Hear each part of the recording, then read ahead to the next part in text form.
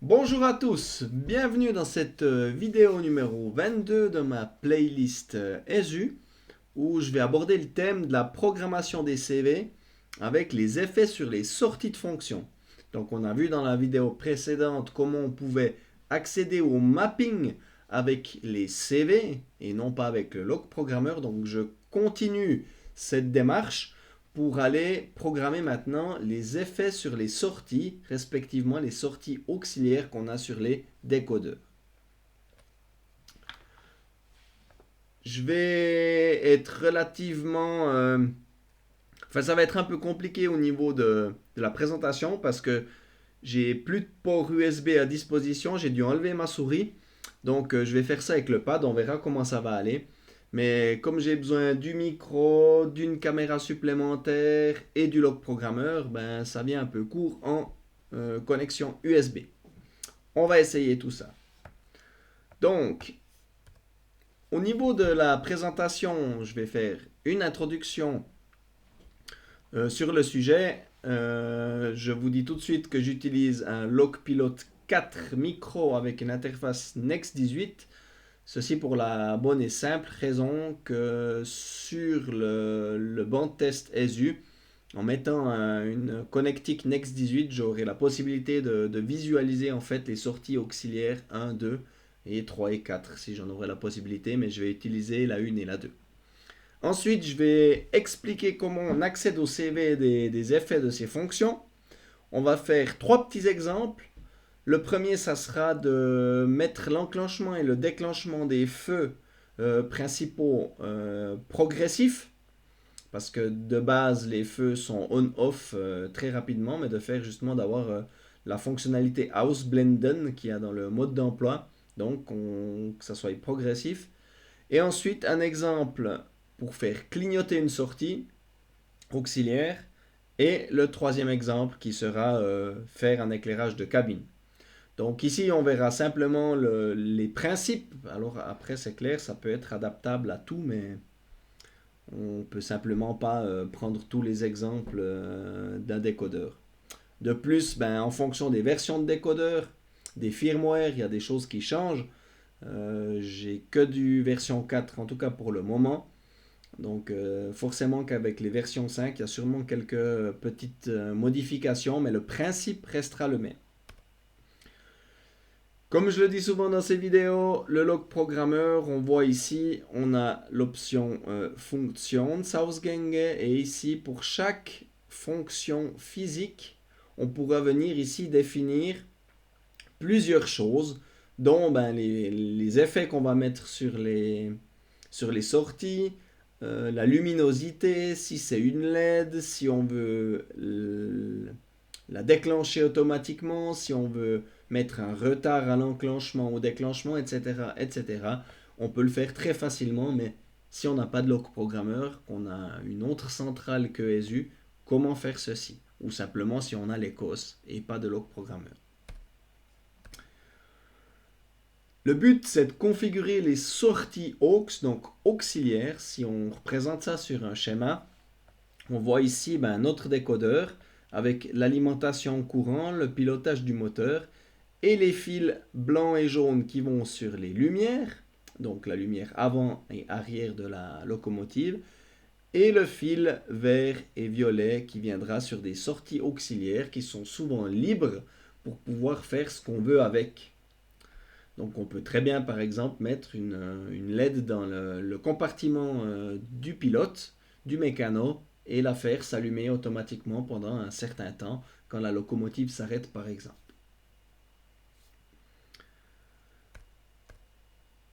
L'accès au CV pour les effets, on a donc, en tout cas pour le Logpilot version 4, 6 CV par sortie à disposition. À savoir qu'il faut toujours avoir les CV 31 à 16 et les CV 32 à 0 avant de modifier n'importe quel CV. On l'a vu dans la vidéo précédente, on devait jouer avec ce CV 31 et ce CV 32 pour pouvoir accéder à des plages mémoire. Et comme on aurait besoin trop de CV, ben on a ces CV de registre ici, d'index, pour pouvoir aller accéder au CV qu'on souhaite. Donc ici, on va retravailler dans les CV de 257 à 511, pardon. Mais ici, eh ben, on devra mettre ces valeurs comme ceci. On trouve dans le mode d'emploi un premier tableau qui est ici affiché. Et je parlais de 6 CV, eh ben, ils sont ici. 1, 2, 3, 4, 5, 6. Donc c'est les 6 CV qui permettront de justement amener des fonctionnalités spécifiques à nos sorties auxiliaires ou à nos sorties lumière. Si je les prends un peu dans le détail, enfin je vais peut-être trop vite, dans la liste ici on voit que chaque sortie auxiliaire, que ce soit la lumière ou les auxiliaires 1, 2, 3 jusqu'à 10, ont chacun des CV spécifiques, avec des valeurs qu'on pourra entrer dedans pour donner des effets. Vous allez me dire ici, c'est bizarre, on a 2 fois les mêmes. Alors ça, j'ai déjà expliqué dans une vidéo de mapping avec le log programmeur. On peut, pour certaines fonctions sorties auxiliaires, avoir deux types d'effets l'un sur l'autre. Avec bien sûr des activations avec des touches de fonction. Ça veut dire que si on presse F0, on va enclencher les paramètres qu'on a ici pour la config 1 de la lumière avant-arrière. Et si par exemple on enclenche une touche de fonction supplémentaire, on pourra venir ici enclencher la configuration 2. Ça nous apporte quoi? Un exemple qu'on utilise souvent, c'est les feux de croisement, donc les feux longue portée. Quand on a F0, on a des feux entre guillemets normaux avec une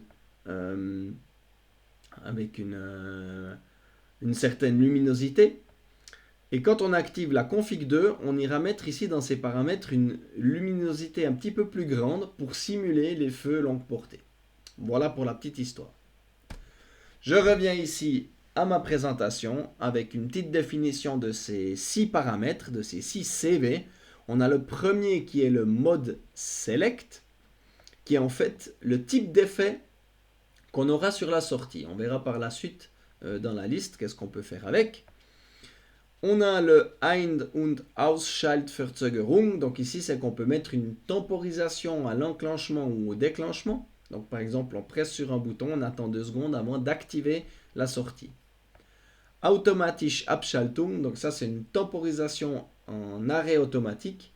Ça veut dire que si on enclenche la sortie, on mettra un certain temps et ensuite elle va s'éteindre automatiquement sans qu'on doive represser la touche de fonction. Helligkeit-CV, donc la luminosité sur 32 paliers, de 0 à 31. En principe de base, quand le décodeur, on achète un décodeur dans le commerce, il est à 31. Ça marche pas toujours super avec les ampoules, ça peut des fois éclater les ampoules, donc c'est bien de diminuer ce CV. Spécial fonction CV1, CV2, donc ça c'est des réglages spéciaux qu'on aura pour la fonction respective. Donc ça veut dire que par exemple, sur un effet de sortie, donc dans mode select ici, il y a certains modes select qui auront des petites spécificités qu'on peut adapter avec ces 2 paramètres ici. Voilà pour la théorie. Si maintenant on prend le tableau suivant, c'est le tableau entre guillemets de différents effets qu'on retrouve ici.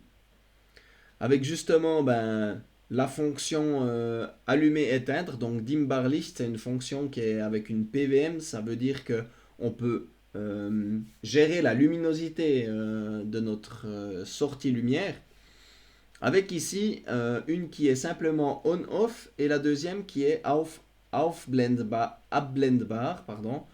Celle-là, elle aura un allumage progressif et un déclenchement progressif. Donc on retrouve toutes les fonctions possibles, tous les effets qu'on pourra mettre sur nos différentes sorties auxiliaires. Donc par exemple une lumière comme une ampoule incandescente,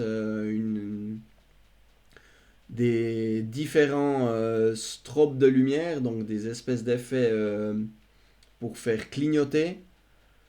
On aura Blinklicht, un blinker, comment on dit en français, je perds mes mots en français, c'est incroyable. donc un oscillateur de lumière. Différentes choses, des lampes néon. Pour le générateur de fumée Seuté, pour commander des cerveaux, pour commander des fonctions telex, donc des couplages automatisés. La fonction Panto, après il y a des petites notices en dessous, ça dépend avec quel décodeur on travaille, ou certains même avec quelle fonction auxiliaire, ça peut être possible sur une ou sur l'autre. Et là derrière, pour chaque fonction, on a en fait une plage mémoire avec les différents paramètres, les différents 6 paramètres qu'on a pour chaque effet. Ici, on voit dans le tableau, vu qu'il est assez long, 1, 2, 3, 4 effets. Donc il y a une autre partie du tableau qui est plus loin, donc je l'ai affiché ici. On aura justement encore les fonctions spéciales 1 et les fonctions spéciales 2. Typiquement, pour la partie lumière, on voit qu'ici, on a différentes variantes, modes de lumière, dont un qui est intéressant pour nous, c'est le LED modus. Donc quand on a une lampe LED, on active souvent ceci qui met un effet un petit peu différent de la lumière, mais c'est pas flagrant. Donc ces deux tableaux, enfin ce tableau ici qui est composé de 2 pages dans le mode d'emploi des LogPilot est très important, va nous donner vraiment quels effets on a à disposition et quels paramètres sont possibles de changer. Voilà. On va entamer le premier exemple avec ici de mettre justement la lumière progressive à l'enclenchement et au déclenchement. Donc on reprend notre tableau ici, on va faire ceci sur la lumière en avant. On va laisser volontairement la lumière en arrière sans modification, comme ça on verra la différence. Donc on se retrouve ici avec CCV 259 à 264 où on pourra venir mettre des valeurs spécifiques. Si on prend le tableau des effets, on va donc mettre la lumière avec l'enclenchement-déclenchement progressif. Donc le mode select est à 2. On aura aussi au niveau de la fonction spécifique la fonction LED qui est à 128. Donc si je mets mes petites modifications, on aura ici pour le mode select CV259 la valeur 2. Je vais changer aussi la luminosité CV262 et ensuite la fonction spéciale CV263 avec le mode LED qui est 128. Si je récapitule, ça me donne ça. Donc bien contrôler que le CV31 est à 16, le CV32 est à 8. Et ensuite, je vais mettre ici la valeur des CV que j'ai choisi pour le 259, 262 et 263. Petite démo. Donc ici, pour la petite histoire, j'affiche ma deuxième webcam avec toujours mon testeur ESU.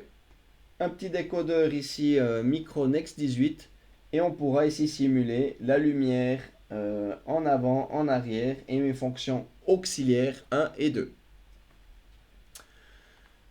Donc si je regarde ici dans mon log programmeur, donc je vais l'utiliser uniquement pour visualiser les choses, mais ensuite je vais le programmer comme si je le programmais avec ma centrale au niveau des CV.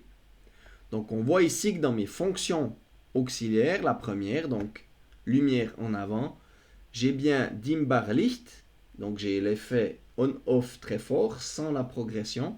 Je n'ai pas le mode LED qui est activé et ma Helligkeit, donc ma luminosité, est à fond à 31. Si je vais dans la programmation des CV, la même chose que j'ai fait dans la vidéo précédente. Je mets ici le CV 31 à 16, écrire. Le CV 32 à 0, écrire.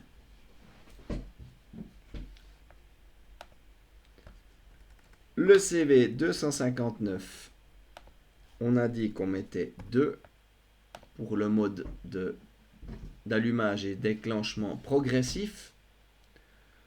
Le paramètre 262, c'est dans l'autre sens, à 15, ça c'est ma luminosité. Voilà. Et le 263 à 128 pour dire que c'est un mode LED. Si je viens voir ici dans mon décodeur, je vais recharger ce qu'il y a dans le décodeur lui-même pour pouvoir visualiser ce qu'on a programmé à l'intérieur au travers des 5 CV qu'on a vu précédemment. Qu'est-ce qu'on a? Donc on a bien ici l'effet qui a changé, on a bien l'enclenchement avec le Ausblenden, donc la progression. On a changé ici la luminosité qui était à 31 qui est maintenant à 15 et on a activé l'effet LED, enfin le mode LED. Si je prends la lumière en arrière, on n'a rien changé dessus, donc on a toujours l'allumage sans effet de progression, la luminosité à fond et le mode LED qui n'est pas activé. Si j'essaye ceci, j'allume ma lumière. Donc ça, je vais peut-être mettre ma webcam un petit peu plus dessus. Voilà. On voit bien que ça s'allume très fortement parce que c'est la lumière arrière. Si je mets maintenant, je me mets dans le sens en avant, j'allume ma lumière. On voit qu'on a bien la progression de l'enclenchement et du déclenchement. Voilà pour ce premier petit exemple, donc comment activer cette progression à l'enclenchement ou au déclenchement, le mode LED et diminuer la luminosité sur les feux. On revient à la présentation, on va enlever la petite webcam, voilà. Donc, si on veut faire la même chose maintenant pour la lumière en arrière, c'est clair, on va prendre ici les CV 267 à 273. Et si on voudrait faire la même chose sur les auxiliaires 1, 2, 3, on reprend les valeurs de CV et on écrit les valeurs qu'on souhaite. Très bien. Faire clignoter une sortie auxiliaire. On va faire le même principe, je vais aller un petit peu plus rapidement sur la théorie et on passera à l'exemple par la suite. Donc ici, j'ai choisi l'auxiliaire 1, donc les CV 275 à 280. Si je prends la table des effets, je vais faire un Blinklicht, donc lumière clignotante, qui est le mode select 12. Au niveau des fonctions spécifiques, quand on fait un clignoteur, on n'a pas de mode LED ici. Ce qui va me donner ici un mode select CV 275 à 12. Je vais changer aussi la luminosité à peu près à la moitié. Et ma fonction spéciale CV 279 qu'on a mis avant en mode LED n'existe pas, donc pas besoin de le changer. On aura donc toujours CV31 à 16, CV32 à 0. Très important de faire ça, sinon on va changer des paramètres de mapping. Et ensuite 275 à 12 et 278 à 15. Petite démonstration. Je reviens dans mon décodeur. On va aller cette fois-ci sur l'auxiliaire 1. On voit bien ici qu'on a la fonction on-off sans progression. On n'a pas de mode LED. On va écrire ceci au maximum pour bien voir qu'on va changer la luminosité. Petit effet de bord. Voilà. Voilà, donc on a bien l'état de départ quand on reçoit le décodeur. Je vais venir ici dans mes CV. Donc le CV31, le CV32 à 16 et à 0, ça n'a pas changé par rapport à avant. Si on n'est pas sûr, on les réécrit. Il ne faut pas hésiter. Voilà, CV32 à 0, on écrit. Ensuite, on a dit CV 275 mode 12. Donc ça, c'est le mode select pour nous dire qu'on a un clignoteur. Et ensuite, le 278 à la valeur 15 pour diminuer l'intensité.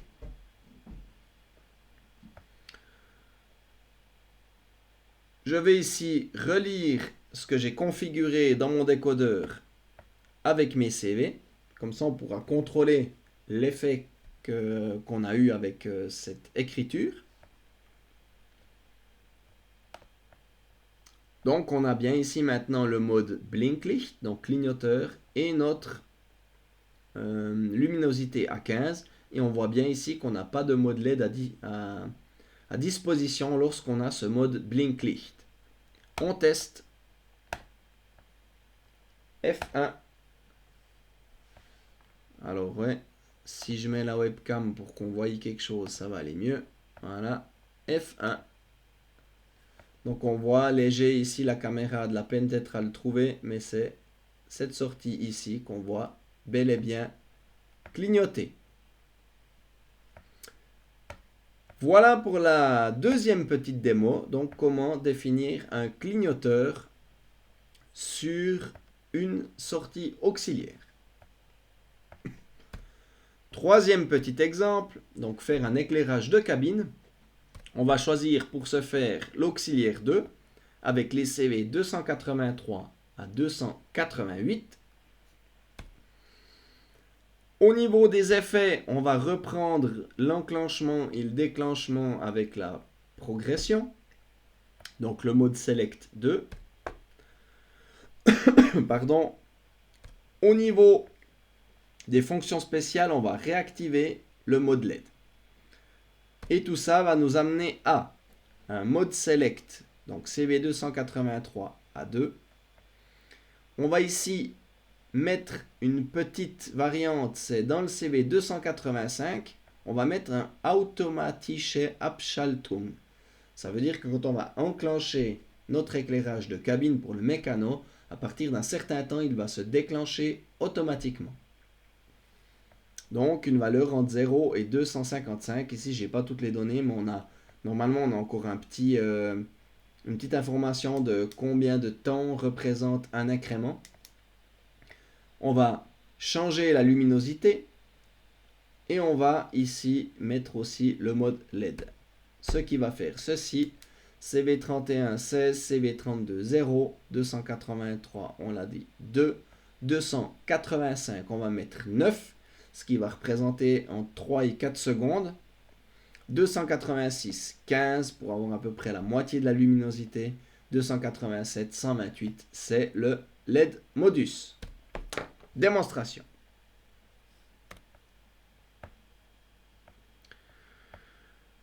Donc, ma sortie auxiliaire 2, elle est même désactivée. Donc, j'ai rien du tout qui est activé au niveau des effets. J'ai également aussi ici Ausgang automatisch ausschalten, donc arrêter automatiquement, qui est désactivé. Donc, CV31, CV32, on est bon. CV283, on avait dit le mode 2 pour l'enclenchement et le déclenchement progressif de la sortie. 285, on a dit 9. C'est ce qui va représenter un arrêt automatique après environ 3-4 secondes. 286, on a dit 15, c'est la luminosité. 287, 128, c'est le mode LED. Je vais comme avant ici relire mon décodeur pour voir l'effet de ma programmation avec mes 1, 2, 3, 4, 5, 6 CV. Et on verra, voilà. On voit ici qu'on a activé l'arrêt automatique avec la valeur 9 qui représente 3,69 secondes. On a bien ici l'enclenchement-déclenchement progressif, ma luminosité qui est à 15 et le mode LED qui est activé. Donc on a bel et bien au travers de ces CV mis les fonctions qu'on souhaitait sur notre sortie auxiliaire 2. Petite démonstration, on remet le banc de test. Voilà. Donc on s'attend à ce que on ait au niveau de la LED, ouais, avant j'ai montré avec la souris mais on ne le voyait pas, c'était l'auxiliaire 1, on a l'auxiliaire 2 qui est ici. Donc on s'attend à ce que quand on presse le bouton F2 et qu'il reste pressé, cette LED s'active 3,7 secondes et se désactive automatiquement. Test. Je presse F2, ma lumière est bel et bien allumée, elle s'est éteinte. On va le refaire encore une fois parce que on ne voit pas très bien. Je vais un peu enlever de lumière ici, voilà. Donc ici, je redéclenche ma fonction F2, je l'enclenche. Voilà, ma LED s'allume environ 3 secondes et s'éteint. Peu importe à ce que mon bouton soit encore pressé. Donc voilà pour cette petite démonstration sur la programmation des CV pour accéder aux effets des fonctions auxiliaires. Tout ceci au travers des CV. Donc c'est possible, il faut de la méthode, il faut bien lire les tableaux qu'il y a dans les modes d'emploi et on y arrive, mais c'est vrai qu'avec le log programmeur, c'est quelque chose qui est beaucoup plus aisé. Après, pas impossible avec les CV. C'est ce que je voulais vous montrer au travers de cette vidéo. Si ça vous est utile, n'oubliez pas le petit pouce bleu en bas à gauche. Et si vous voulez suivre la suite de mes vidéos et avoir un petit rappel, cliquez sur le lien pour vous abonner à ma chaîne. De ce côté, ici, en bas à droite.